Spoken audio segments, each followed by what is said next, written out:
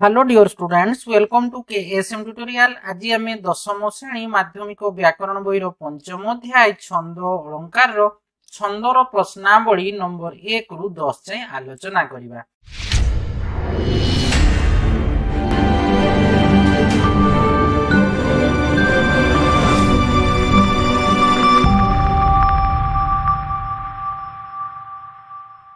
आलोचना करिबा। तो देखो छंदर प्रश्नावली प्रश्नावली देखो 1 नंबर क्वेश्चन रे अछि छंद काहाकू कहंती। तो ता उत्तर लिखिबो ना पद बा कविता रचना रे एक निर्दिष्ट नियम बा शैली को छंद कहा जाए। तापर देखो 2 नंबर क्वेश्चन रे अछि ज्योतिपात काहाकू कहा जाए। तो देखो ता उत्तर कोन लिखिबो 2 नंबर देखो ज्योतिपात तो छंदर नियम अनुसार रचित होइथिबा पद्य को गान बा आवृत्ति कला बेले प्रत्येक पादर निर्दिष्ट अक्षर उपरे विश्राम नेबा को हुए। एही विश्राम बा श्वासघात को ज्योतिपात बा ज्योति कहंती। 3 नंबर क्वेश्चन देखो अछि प्राचीन काव्य को छांद काव्य काहेकि कहा जाए। तो देखो ता उत्तर लिखिबो ना गोटी गोटी निर्दिष्ट छंद रे रचित होइथिबारु प्राचीन काव्य बा कविता को छांद काव्य कहा जाए। ताब देखो 4 नंबर क्वेश्चन अछि पाद काहाकू कहंती। तो ता उत्तर लिखिबो ना पदर प्रत्येक पंक्ति को पाद कहंती। ताब देखो 5 नंबर क्वेश्चन अछि छंद को साधारणतः केते भाग रे विभक्त करा जाए। तो कथा उत्तर लिखिबो छंद को साधारणतः 2 भाग रे विभक्त करा जाए यथा मित्राक्षर छंद ओ मित्राक्षर छंद। 6 नंबर क्वेश्चन अछि मित्राक्षर छंद केते भाग रे विभक्त। तो कथा उत्तर लिखिबो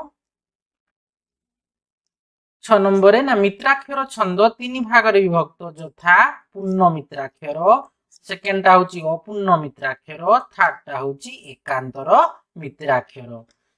तापरे 7 नंबर क्वेश्चन देखो अछि जगन्नाथ दासंक भागवत केउ छंद रे लिखित। देखो ता उत्तर लिखिबो ना जगन्नाथ दासंक भागवत भागवत बाणी बा गुज्जरी छंद रे हैला कि जगन्नाथ दासंकर भागवतटा भागवत बाणी बा गुज्जरी छंद रे लिखित। ता देखो 8 नंबर क्वेश्चन अछि चखी छंदर लक्षण लेखि गोटिए उदाहरण दियो कहिजे। चखी छंदर फास्ट हम लक्षण लेखिबा तापरे गोटे हम उदाहरण देबा। तो देखो 8 नंबर चखी छंदर लक्षण तो कोन अछि ना फास्ट पॉइंट लिखिबो ना चखी छंदर चारि पादरे गोटिए पद हुए। सेकंड पॉइंट लिखबो प्रत्येक प्रथम दुईटी पाद चखी छंदर चारि पादरे कोन अछि गोटिए पद होछि। तो प्रथम दुईटी पादरे कोन ना 29 टी लेखाय अक्षर थाए। थर्ड पॉइंट लिखबो ना तृतीय पादरे प्रथम दुईटी माने फर्स्ट पाद एवं सेकंड पादरे प्रत्येक रे केते थाए ना 29 टी लेखा अक्षर थाए किंतु तृतीय पादरे 9 टी अक्षर एवं चतुर्थ पादरे 13 टी अक्षर थाए। फोर्थ नंबर पॉइंट लिखबो प्रथम पाद दुईटी रो षष्ठ अष्टम चतुर्दश माने 14 हैला कि षोडश माने 16 द्वाविंश हैला कि चतुर्विंश एवं शेष अक्षरे ज्योतिपात हुए।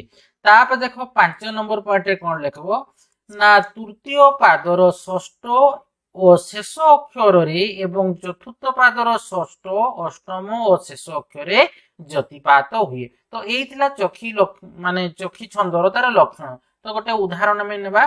तो देखो एटी कोन अछि ना उदाहरण टा गोटे देखो नेबा ना तुहिमा जन्म भूमि पवित्र भारत भूमि तोहर संतान आम्भे अटु सरबे तोर श्रीचरण सेवा पाई मन प्राण देवा गाइबा तोहर नाम आनंद रबे। तो आनंदे होई बा सुखी कांदिबा दुखरे तोर महीन दुखी। तो देखो एठी कोन होउची ना हमर केते अछि चखी छंदर चारि पादर देखो गोटे पद होउची हैला कि चारि पादर देखो 1 2 3 4टा पाद अछि हैला कि एले गोटे पद होउची हैला कि आ कोन होउची ना प्रथम दुईटी पादरे कोन होउची ना देखो 29 टी लेख माने ए पादर भी देखो केते अछि 29 टी अक्षर अछि ए पादर भी देखो 29 टी अक्षर अछि। तापर तृतीय पादर देखो हमर 9 टी अक्षर 1 2 3 4 5 6 7 8 9 हैला तृतीय पादर भी केते टी अछि ना 9 टी अक्षर अछि एवं चतुर्थ पादरे देखो केते अछि ना 13 टी। चतुर्थ पादरे गणि देबो केते टी अक्षर दिबो ना हमर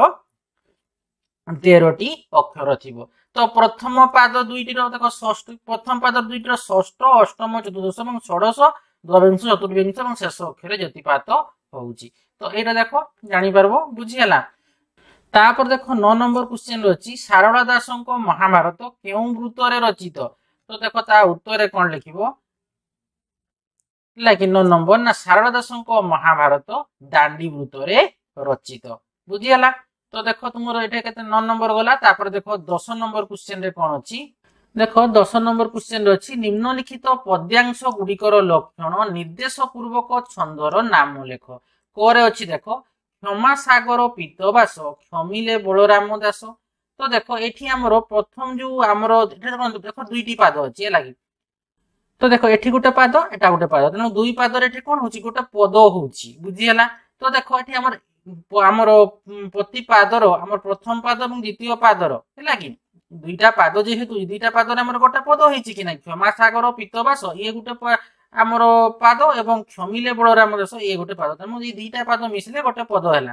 तो देखो हम प्रथम पादर देखा हमर अक्षर संख्या केते होछि ना 1 2 3 4 5 देखो 1 2 3 4 5 6 7 8 9 ठीक से पूरी सेकंड पाद देखबा 1 2 3 4 5 6 7 8 9। तो देखो ता माने हमर प्रति पादर माने प्रथम पादरे भी हमर अक्षर केते रहिला 9 रहिला एवं द्वितीय पादरे भी हमर अक्षर संख्या होछि 9। तेनु एठी एहा को हमें कोन कहबा जेहेतु हमर प्रति पादरे हैला कि हमर अक्षर संख्या 9 रहुछि तेनु एहा को हमें कहबा भागवत बाणी बा गुज्जरी बा नवाक्षरी वृत्त बा नवाक्षरी छंद मध्य कुहा जाय। जेहेतु दुई पादरे हमर गोटे पद होछि एवं प्रति पादर अक्षर संख्या 9 तेनु एई छंदर ना कोन एई छंदर नाम होछि भागवत बाणी कहि पारो बा कहिबा बा गुज्जरी लाइक गुज्जरी बा आमे एटा को कहिबा नवा जेहेतु 9टा करी अक्षर रहुछि तेनु एटा को हमें नवाक्षरी वृत्त मध्य बोल नवाक्षरी वृत्त बा आमे एटा को कहि पारबा नवाक्षरी छंद मध्य कहि पारबा नवाक्षरी छंद बुझियला। तो कगला खरे देखो अछि कोन ना टपी टपी गोपी चंदन मडी छंती की सजे टेकी बारे चाहा मथुरा दांडी गोविंद विजे। तो देखो एठे भी दीटा पाद अछि दीटा पादरे गोटे पद होउची। तो देखो एटा अक्षर प्रथम पादर अक्षर संख्या देखो 1 2 3 4 5 6 7 8 9 10 11 12 13 14 15 16 तेनु ए देखो प्रथम पादरे केते अछि 16टी अक्षर अछि 66 अक्षर अछि बा 16टी अक्षर अछि। द्वितीय पादरे जिबा 1 2 3 4 5 6 7 8 9 10 11 12 13 14 15 16 ता माने देखो सेकंड पादटारे भी हमर कोन होउची ना 16टी अक्षर होउची एवं प्रथम दुईटी हमर कोन होउची ना दुई पादरे गोटे पद होउची।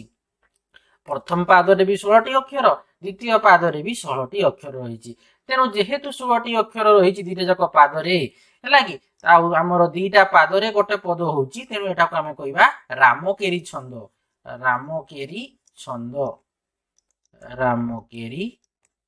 छंद बुझियला।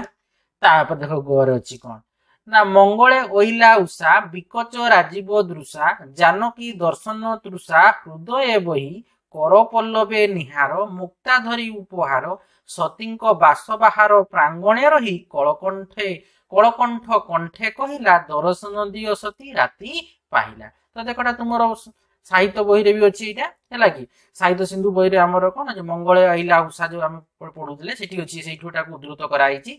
तो देखो तो एटा केते अछि देखो हमर एठी देखो केति पद चारटा पादरे गोटिए पद होछि देखो 1 2 3 4 चारटा पादरे कोन होछि गोटे पद होछि। तो प्रथम पादरे देखो हम बखिर एटा होछि कोन गोटे हमर एटा को कहबा हम एटा होछि गोटे पाद हैला कि से परे एटा गोटे पाद एटा गोटे पाद एटा गोटे पाद बुझियला तन चारि पादरे गोटिए पद हैला।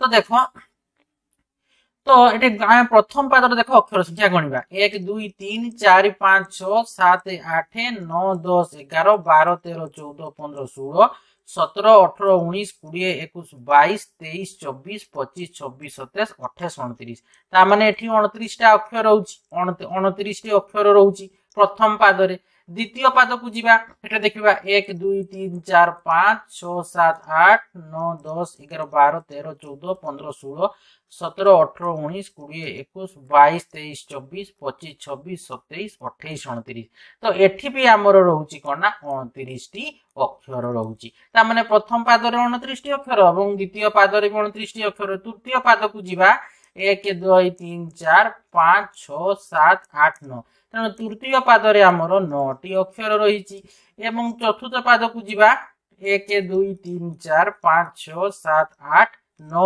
10 11 12 13 चतुर्थ पाद रे हमर केते रहला ना 13 टी अक्षर एवं हमर चारि पाद रे गोटे पद हैला एवं प्रथम द्वितीय टी हमर पद रे सॉरी द्वितीय पद ने प्रथम द्वितीय टी पाद रे हमर 29 टी लेखाय अक्षर थिला बेले तृतीय पाद रे 9 टी अक्षर एवं चतुर्थ पाद रे हमर 13 टी अक्षर होउची तेनु एटा होची को छंद रे जीवो ना ई होची चखी छंद रे जीवो चखी छंद हैला कि चखी छंद तेनु ए छंदर ना कोन चखी छंद बुझी हला ना तो देखो तुमरो आमे आज आलोचना कले कोन ना छंदर हैला कि प्रश्नावली नंबर 1 रु 10 ने पूरा विस्तृत भाव आलोचना कले आशा करूची पिला माने भेट को भलो भाव बुझी पाथिबो भेट को लाइक कमेंट एवं प्रचुर मात्रा रे शेयर करिवो तबर जो माने पर्यंत चैनल को सब्सक्राइब करिनो किबा करिया को भूली जाइछो अति शीघ्र चैनल को सब्सक्राइब करिनियो एवं पाखरे थिबा बेल आइकन टी को मध्य दबाइ दियो जहा फଳରେ कि मोर वीडियो आसासु